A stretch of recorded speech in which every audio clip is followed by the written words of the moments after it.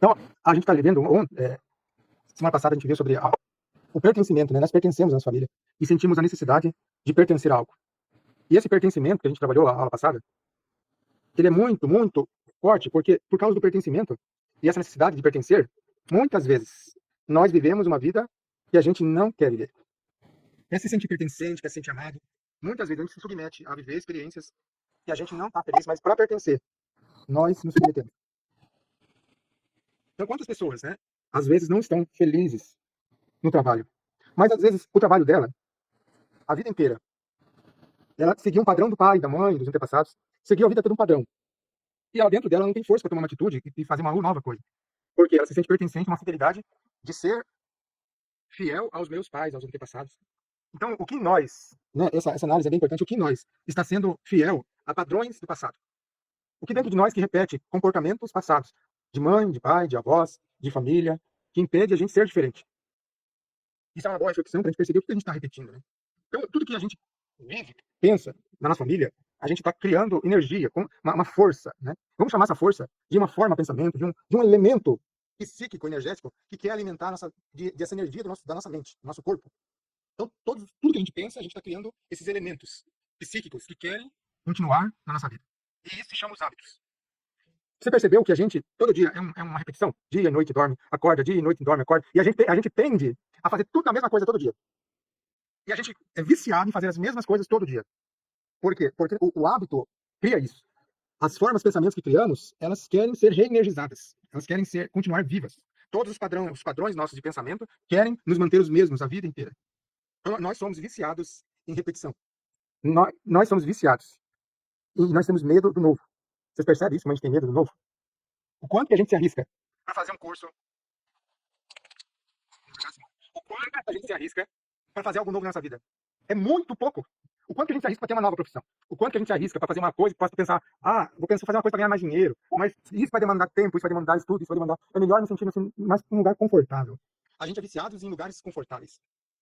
Então, esses padrões, eles querem sempre ser alimentados com os nossos pensamentos. Então, como que eu faço para poder mudar? Nós temos como se fosse um bichinho na nossa cabeça, se alimentando, né? A gente tem que matar eles de fome, primeira coisa, né? Não dar mais pensamento e energia para esses padrões. Então, quando a gente tem um padrão, um defeito, algo que a gente precisa melhorar, que quer sugar nossa energia, a gente primeiro passo, né? A gente tem que não dar energia a esse pensamento, essa informação que quer que a gente repita tudo de novo, esses atos. Então, o medo, né? O medo de sair desse lugar de conforto nos torna muitas vezes amarrados e impede nosso crescimento. E isso tem muito a ver com o sentimento da necessidade de pertencimento, a necessidade de se sentir pertencente. Só que o que é bem importante entender é que nós somos seres eternos e infinitos. Não existe morte. A manifestação da Simone agora aqui, da Terezinha, do Diego, da Cacilda, do Fausto, apareceu uma personalidade. Mas antes dessa personalidade, que se manifesta, que é o cúmulo de todos os pensamentos que foram plantados dentro de nós, existe um ser divino, eterno, imaculado, puro. Cada pessoa que nasce aqui, ela já tem a centelha divina e ela é eterna. Então, quando a gente faz terapia, né, busca essa ajuda, para olhar para dentro, a gente começa a reconhecer que nada te destrói. E que a gente não perde ninguém. Porque todos nós somos uma manifestação divina. Que sempre vai passar. Porque nessa dimensão que nós estamos, tudo é transitório e não tem como fugir disso. Só que a gente o quê? A gente se apega, né? Apega a situações, se apega a pessoas, se apega a momentos, se apega ao passado. Quantas vezes nós nos pegamos pensando no passado, dizendo, meu Deus, como eu queria ter feito diferente, como eu queria ter buscado, agido de maneira diferente, como eu queria ter vivido aquilo diferente. Vocês já sentiram algo assim, dizendo, poxa, como eu queria voltar para o passado e fazer as coisas diferentes? Porque a gente tem esse apego, né? Apego. E esse apego se dissolve, porque o tempo, ele muda, ele muda o tempo todo. Então a Simone, que era ontem, já não existe mais, o Diego, que era ontem, já não existe mais, e a gente vai se tornando pessoas diferentes por causa do acúmulo, vai mudando a gente. Então o Diego, que é hoje, não é o Diego de ontem. Só que se a gente estiver apegado a uma imagem do Diego do passado, e a gente começa a descobrir algo de alguém, e ele não existe mais. Olha só que interessante. Né? O que acontece muito nos casamentos, né? A gente, às vezes, se prende a uma imagem do passado de uma pessoa, e não conseguimos perceber que as pessoas mudam. As pessoas se transformam, e é inevitável isso. E se a gente fica julgando alguém num defeito, a gente está condenando aquela pessoa como se ela nunca mudasse. Você já viu muita gente falar, ou a gente mesmo pensou, aquela pessoa não muda mais? Vai nascer, morrer assim? Sim. Aquela não muda mais. Por quê? Porque a gente fotografa um momento da vida da pessoa e a gente acredita que a realidade é aquilo. Então a nossa percepção da realidade, ela é tipo uma capa de cavalo. Assim. A gente só enxerga uma coisa de cada vez. A gente tem dificuldade de enxergar o todo. Então a gente vê por slides, a gente vê imagem por imagem. E olha como a gente é limitado, né? A nossa percepção é como se a gente visse uma imagem de cada vez. A gente não consegue ver o filme inteiro. A gente não tem uma percepção do filme da realidade. A gente assiste o filme, que tem 1h50 o filme. A gente começa a assistir o filme do começo ao final. A gente vê imagem por imagem. E cada pedaço do vídeo é uma imagem que vai mudando devagarzinho. Então, a nossa percepcionalidade é como se fossem imagens que vão passando. Só que quando a gente fecha os olhos, respira profundamente, faz aquilo que você fez, Simone, de noite. Relaxa, respira. A sua atenção, que estava aqui por frame, que estava por imagem, ela sai disso e ela começa a enxergar o quê? O todo. Olha como é importante a meditação, a interiorização, a oração, a concentração. Você sai do problema aqui, ó, e enxerga como Deus vê o todo. Então, tem um problema para resolver. Meu Deus, tem que pagar aquela conta. Meu Deus, o que eu faço? Aquela conta eu vou ter que tirar dinheiro, será que eu tenho que prestar, tenho que pedir pro Diego? Será que da mãe, será que tem que emprestar? Se a gente pagar, vai faltar isso, vai faltar isso. Olha só, a gente está focado o quê? Num ponto, num problema. Sair desse ponto, ó, e se conectar com Deus. Quando a gente se conecta com a gente mesmo, no interior, a gente sai desse ponto e entra no todo. E daí o que parece? Parece que o problema ficou menor. Você percebe quando você ora, medita, o problema parece que fica menor? Sim. Por quê? Porque a gente sai dessa visão minúscula e entra com uma visão cósmica dentro de nós. Então, Jung, um grande psicanalista, ele quem olha para fora dorme, quem olha para dentro desperta. Então é importante você olhar para dentro e acessar o todo, acessar tudo em você. A gente ouve desde criança, né? A história do Aladim. Já viu a história do Aladim? O que você faz? Você pega a lâmpada e você esfrega ela. E o que sai de dentro? O gênio. Olha como ninguém pensa nisso. Aonde está o teu gênio? Está dentro. O gênio não está fora, está dentro. Então, olha só. O gênio, as respostas, a solução, o sonho, o desejo, está dentro da lâmpada, que é você, é o teu corpo. A lâmpada é o teu corpo.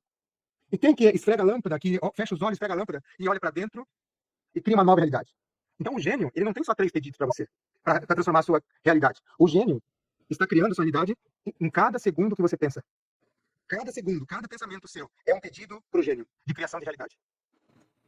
Cada pensamento que você faz, você está esfregando a lâmpada sem consciência e criando uma realidade, às vezes, que você não se agrada. Então, o quanto que a gente tem consciência dos nossos pensamentos? É uma boa pergunta. O quanto que a gente tem consciência do que a gente fala? É uma boa pergunta. Então, quando a gente fala do problema, nós estamos criando energia do problema.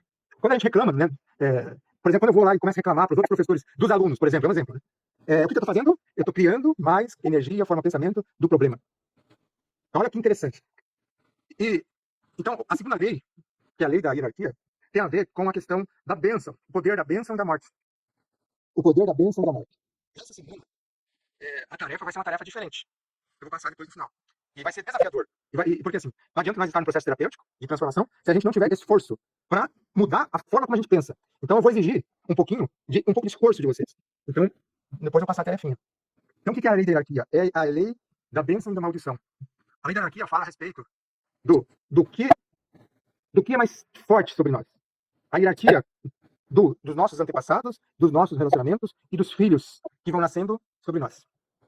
Então, por exemplo, se uma mãe tem um filho, mas um filho que ela não contou pra ninguém que teve um filho, o filho mais velho dela.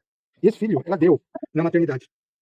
E daí ela conheceu outra pessoa e teve outros filhos. Só que aquele filho lá que ninguém sabia, era um filho, o primeiro filho. Era o filho mais velho, o primogênito. E os próximos, eles vão vir com a base de energia depois desse primogênito. Então existe uma força de hierarquia que as pessoas elas desconhecem. E muitos dos vazios que as pessoas sentem são porque sente que algo dentro delas falta. E aí esse sentido de hierarquia, não sei, parece que eu sou um peixe fora da água dentro do mundo. Você já sentiu assim? Eu já vi alguém sentir assim? Parece que eu não sou desse planeta. Parece que não sou encaixado aqui. Parece que algo falta dentro de mim. Porque, de alguma forma, essa lei de hierarquia, ela está descompensada. Então, isso tem muito a ver com também os relacionamentos nossos, anteriores. Muitos relacionamentos, eles deixam de dar certo, porque existe uma grande raiva de um relacionamento anterior. Olha só que coisa. Muitas vezes, um relacionamento fica prejudicado. Porque no primeiro relacionamento, houve uma rupção e houve uma raiva muito grande. Não houve perdão. E essa mágoa, ela é uma forma de pensamento que vai passar para outra relação. Porque tudo que é criado é eterno, mas pode ser desenergizado ou energizado. Mas tudo que aconteceu, ele sempre será um fantasma. Porque não existe algo que seja esquecido e apagado. Porque na mente cósmica, todas as coisas serão eternas para sempre. Todos os pensamentos nossos serão eternos para sempre. Então essa hierarquia tem a ver com você pegar essa energia que ficou mal parada lá atrás e trazer cura para ela, trazer paz para ela. Então, esse é o conceito de hierarquia, que tem a ver com cada membro da família ocupa um espaço muito importante de cada pessoa. E aí eu pergunto, você sabe se você é o primeiro filho, segundo, terceiro, quarto, quinto, sexto? Qual a força do primeiro filho? Normalmente, o primeiro filho é o primogênito, ele tem uma força de abrir caminhos. O segundo filho, ele vem trazer mais a emoção, o sentimento e a reflexão de muita coisa. E o terceiro filho, ele vem para organizar muita coisa que está desorganizada na família. Então, a Simone Diego tem quantos filhos? Um. Então, esse um, normalmente, é aquele aventureiro. Aquele que é corajoso. Aquele que abre portas, que não tem medo.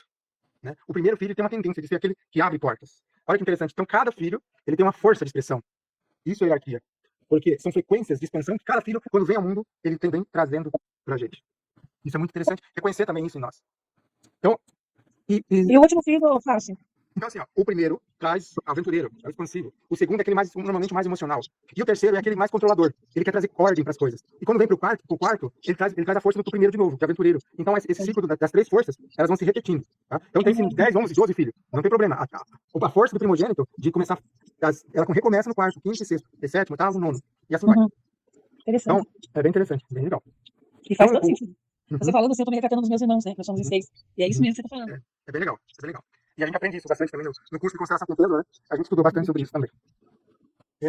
Então, qual que é a importância de a gente olhar para os nossos antepassados? É para olhar para trás e reconhecer tudo o que houve. Reconhecer todas as dores e honrá-los por isso. Honrá-los por tudo aquilo que eles fizeram por nós. Tem um versículo da Bíblia que diz: honra o teu pai e a tua mãe para que os teus dias na terra sejam abençoados. Você já viu esse versículo? Já. Então, o que acontece? Quando nós trazemos esse olhar para os nossos antepassados, nós começamos a criar uma bênção sobre a nossa vida. Uma luz que a gente precisa de equilíbrio na nossa vida.